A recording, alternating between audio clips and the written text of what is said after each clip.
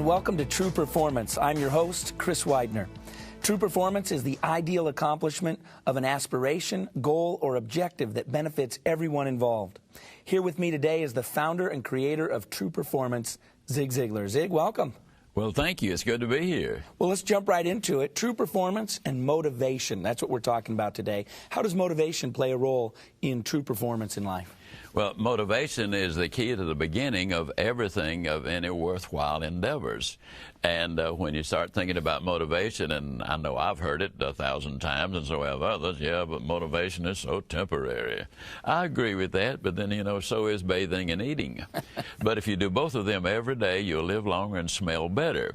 Now, if you'll keep on doing the things that got you motivated to begin with the right input in your mind, the right association, and all of those good things, then the motivation goes on and on. You can stay motivated, is what I'm saying.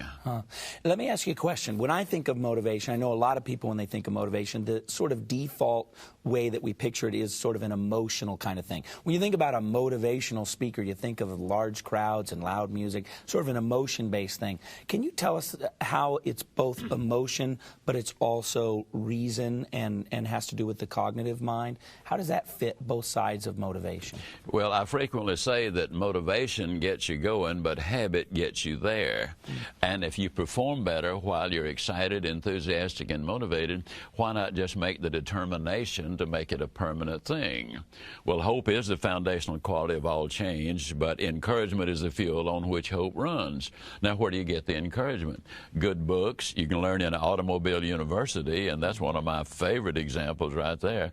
I was a visiting scholar at the University of Southern California for a couple of years, and while there, they discovered that if you live in a metropolitan area and drive 12,000 miles a year, in 3 years' time, you can acquire the equivalent of 2 years of college. And the good news is you can choose the curriculum. Now, what I've built a career on is teaching people things that are not generally taught in formal education. And I always throw in, we gave our children all of the college they were willing to accept. But there were things they do not teach. They don't teach you, for example, how to stay motivated, how to get up when you've been knocked down, how to build a winning attitude, how do you build winning relationships. There are a lot of things they simply do not teach. Yeah. So motivation is an attitude that we apply to ourselves. It's something we choose to have, right? Yeah, and we choose to feed it every day. I've read an average of over 3 hours a day, for example, for over 35 years. I read good books, read my Bible every day, read the paper every day, and that way I know what both sides are up to. So attitude, what are some of the key attitudes that we need to apply to our lives? In my opinion, the number one attitude we need to have is the attitude of gratitude. Hans Selye, the great stress specialist, said gratitude is the healthiest of all of our human emotions. It's an absolute fact that the more you express gratitude for what you have, the more you will have to express gratitude for. It's also a fact that the more you complain about your problems, the more problems you'll have to complain about.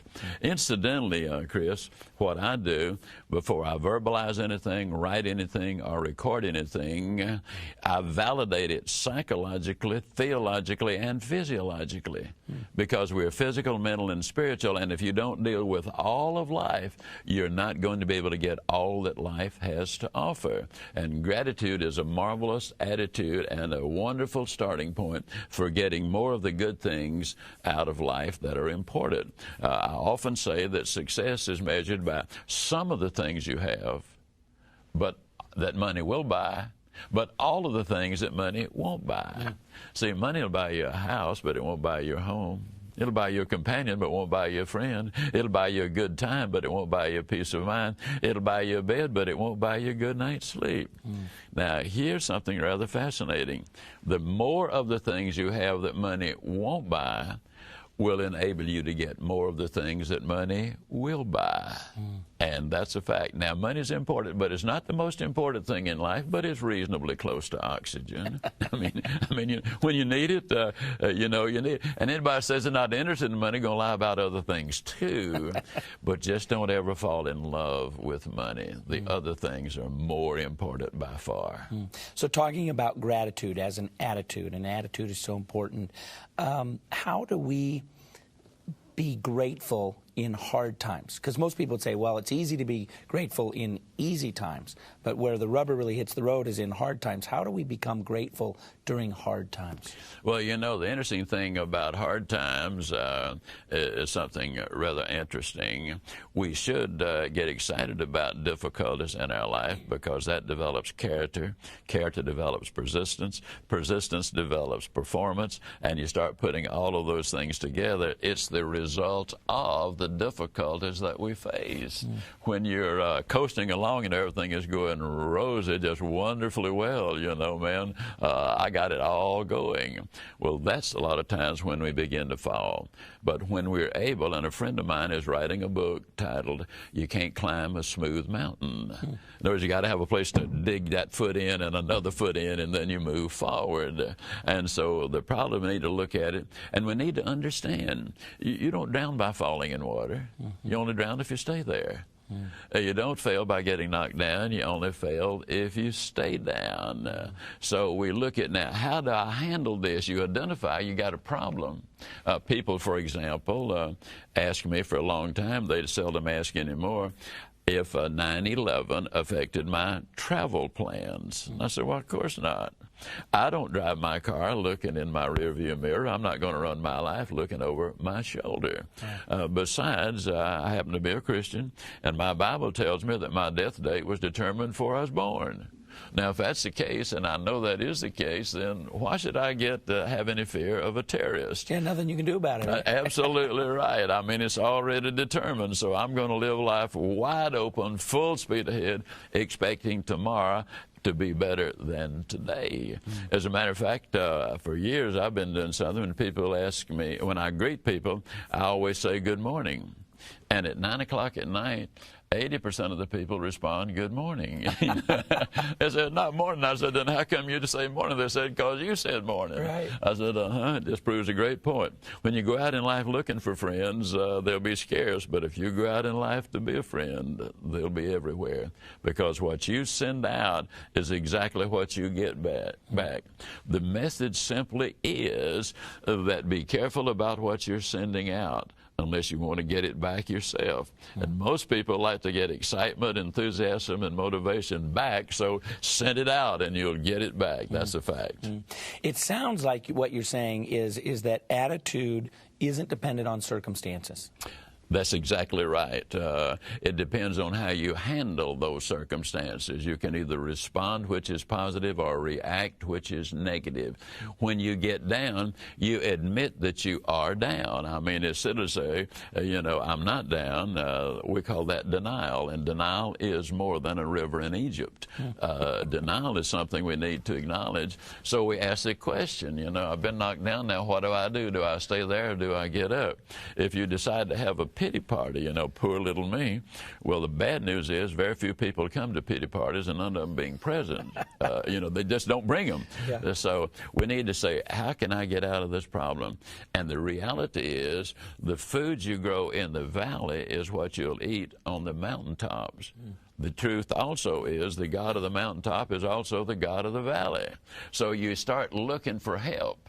And you start thinking in terms of what can I do? And let me give you a classic example of what I'm talking about. There have been something like 30 steel companies to go belly up, or at least Chapter 11 in the last 25 years. Now, there's one steel company that has been thriving during all of these years. It's called Nucor Steel. The other companies went belly up because they were complaining about the fact that the foreign governments subsidized their steel companies, and the steel they were producing was produced, therefore, more cheaply than what we could do in America. And so they complained about the problems and went belly up. Nucor Steel took a look at it and says, well, we're just grateful that steel is so heavy because it's going to cost a bunch of money to get it shipped over here. Here's what we're going to do. We're going to build build high-tech small mills. We will locate them in rural areas like Utah and Nebraska and, you know, places like that. And we will hire farmers to make the steel. They know how to work already. Mm-hmm. It's easy to teach people how to make steel. It's hard to teach them how to work. The bottom line is they haven't had to lay off in many, many years, and their workers make between $75,000 and $100,000 a year. Mm-hmm. They responded to the challenge. When we complain about the problems increase. When we look at the opportunities increase. Am I trying to say it's easy? Absolutely not.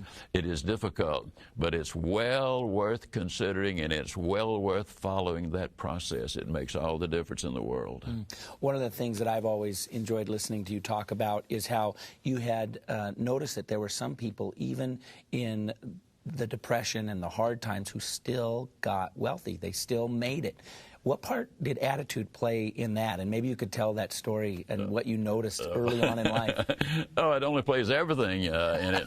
In Yazoo City, Mississippi, heart of the Depression, small Mississippi town, I noticed as a child that some people wore nice clothes, lived in nice houses, drove nice cars. Some of them even played golf at the country club and took nice trips.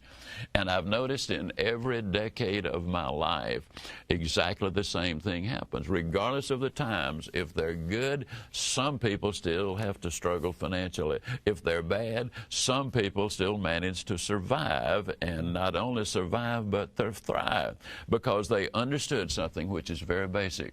Individually, there's nothing we can do about the national economy, but there's a great deal we can do about our personal economy. And when we accept responsibility for that, we will start looking for solutions and jobs or opportunities to make it a successful one. Heart of the Depression, I noticed that. In good times, I've noticed exactly the same thing. It has to do with our attitude. Too many people have an advanced case of stinking thinking. And when you get rid of that, then everything else begins to look a whole lot better and smell a whole lot better. Talk to us a little bit about optimism, because that's one of the things that I found about successful people. They always believe the future's going to be better. Yeah, absolutely. You know, research shows that about half of us are born as optimists and about half are born as pessimists. Now, I was born as an optimist, and I'm grateful for that. I'm the kind of guy that'd take my last $2 and buy a money belt with it. I mean, that's the way I'm structured. I'd go after Moby Dick in a rowboat and take the tartar sauce with me. When my wife goes shopping, and incidentally, she's been inducted into the MasterCard Hall of Fame. I mean, she knows about shopping, and when she goes shopping, I still just put a dime in the parking meter. I mean, now let me emphasize the point. The 1828 Noah Webster Dictionary, you will not find the word pessimism. Oh. You will find the word optimism. The nation was younger then. We had the exuberance of something new. Develop the attitude of exuberance. Develop the attitude of man alive. There are things I can do now to make it better. Yeah. Find opportunity, because it's out there. It comes knocking on a lot of doors, and many times we don't just open the door. Now, let me emphasize a point. In order to be totally and completely, phenomenally successful, you're going to need a big frying pan. Now, I don't know if you recognize the name Gentleman Jim Corbett. He was a former heavyweight champion of the world. He loved to fish. One morning he was out doing his road work, and he noticed there was a fisherman at this lake he was running around, and the fisherman was having a fisherman's dream day. I mean, he'd cast out and pull in. He'd cast out and pull in. But Corbett noticed something. He noticed that he was keeping the little fish and throwing the big ones back. So he ran over to him and he said, "Sir," he said, "I'm a fisherman myself, but I've never seen anybody do what you're doing. Why, you're keeping the little fish and throwing the big ones back. What on earth are you doing?" And the fisherman sadly shook his head and he said, "Oh, man, you can't know how badly I hate to do this, but I don't have any choice. You see, all I've got is just this little old bitty frying pan." Let me tell you something. God doesn't make little frying pans. Many times people will say, "Well, I've just got that little frying pan, and besides, don't give me such a big dream. Just give me a little one. I'm just a little guy. Just let me survive. Don't give me the big one." But the optimistic, attitude-driven person will say, when they've got that big idea, If I don't take advantage of it, somebody else will discover it and do that. How many times have I encountered people who say, you know, I had that idea years ago, and I really knew it was a good one, but I just didn't have the courage to go ahead. What I'm really saying is, look, you were designed for accomplishment. You're engineered for success. You're endowed with the seeds of greatness. Get involved in yourself. Take that attitude of gratitude. Take that positive attitude. Continue to educate yourself and grow all the time. When I get in my automobile, only about one time out of 50 am I listening to the radio. And if I am, it's always a program that has some real character qualities and value in it. I'm listening to CDs that teach me things that I want to know and need to know. I protect my attitude and my persona everywhere I go, and I'm getting a good education in my automobile. Still to this day? To this very day, absolutely. You go out in my car right now, and you won't find me listening to the radio. You will see some CDs laying there on the seat, unless I have to press the button and pull the one out I just finished listening to, or am still in the midst of listening to, teaching me things. Can I give you another little story? Yeah. My executive assistant, Laurie Majors, finished the 10th grade. She's been with me 28 years. A few years ago, we validated, we tested all of our key employees, and she's certainly key. She checked out at slightly above the master's degree level. Wow. Now, you don't move from 10th grade to master's degree 1 week, 1 month, or even 1 year. But every morning on the way to work, she's listening to a CD that's teaching her things she wants to know or needs to know. On the way home, it's exactly the same thing. She reads good books. She goes to good seminars. She's always on the grow. Now, we're the training company, Ziglar Training System. We send out lots of proposals. Most of them are just for a few $1,000s, but some of them are big. Yeah. The person who has the final say on what goes out is Laurie Majors. And when it crosses her desk, she either puts the okay on it or no. She checks it out from a financial point of view by checking with our CPA. She checks it out legally to make certain we're on safe ground. She does it all, and then when she said, okay, it's understandable, it's easy to read and understand, I think we can let this proposal go. It's not where you start. It's where you go. And in Automobile University, you can learn some things. University of Southern California did the study. Here's what they found. If you live in a metropolitan area, in 3 years' time, if you drive 12,000 miles a year, you can acquire the equivalent of 2 years of college education. Yes, those are goals that you can achieve. That's an attitude you can acquire right there in your automobile. You can get new knowledge, new information, and new inspiration to keep on going. Yeah. Now, you mentioned that half the people born are tendencies toward pessimism. Okay, so that means half the people watching us, statistically, would be a tendency towards pessimism. But they're saying, you're right, Zig, you've fired me up. I need to change my attitude. What can those people do to begin to change the course of their life? Another true story. Birmingham, Alabama, a number of years ago, Laurie received a call from a lady there who was just really down in the dumps. She was complaining that, you know, she hated the job she had, and she knew I was coming to town, and she knew that I could help her get out of the doldrums there, and would I please talk to her. I agreed to do so, and a few minutes before I was to speak, she showed up backstage, which were what we had asked her to do. Yeah. As she walked across the stage, I was on the other side behind the curtain, and she walked on the stage. She was just stomping her feet. I mean, you know, I've never seen so much anger in a walk. And when she saw me, she almost started crying. Oh, I'm just so glad to see you. I got this terrible job. I just hate it. Can you do something about it? I said, and she's the kind of lady, you know, that could brighten up a whole room by leaving it, if you know what I mean. She really was. And I said, ma'am, I got an idea, and it'll work if you're willing to do it. She said, I'll try anything within reason. I said, okay. I noticed you got your notebook in your hand. Let me get you to open it, and we'll go over it. She just stood there. I said, no, go ahead, open the notebook so I can share these thoughts with you. She just stood there. See, she had come there thinking that nice Mr. Ziglar was going to help solve her problem. Now, I wanted to get her involved. She didn't want to get involved. Well, I got to tell you, Chris, I can't solve anybody's problem not yours, not mine, not anybody else's. I can solve mine. But what I'm getting at is something very simple. I will teach you the process, but you've got to do the work. You've got to follow the action. I said, ma'am, now, if you're not going to get involved in this, we're both wasting our time. So unless you do, the interview is now over. Well, with a little anger, she opened her notebook because I wanted her to list the things about the job she did enjoy. And she said, I don't like nothing about that job. I said, well, ma'am, just as a matter of curiosity, do they pay you for working there? She said, well, of course they do. And I said, and you don't like to be paid? Well, she said, of course I do. I said, well, now, a minute ago you said you didn't like nothing about it. I asked you one question, and you finally say, well, I do like this about it. She said, well, I didn't know you was talking about that. I said, you mean to tell me you don't think money's important? Oh, she said, it didn't say that either. I said, well, now, let's see if we can find something else you like about the job. Before we finished, in a matter of minutes, we had 22 things she liked about her job. Wow. Not only did they pay her there, they paid her above average. She had a wonderful retirement program built into it. She had life insurance, health insurance, accident insurance. She lived less than 10 minutes from the office. She was on a bonus program, was in on management decisions. I mean, the whole 9 yards.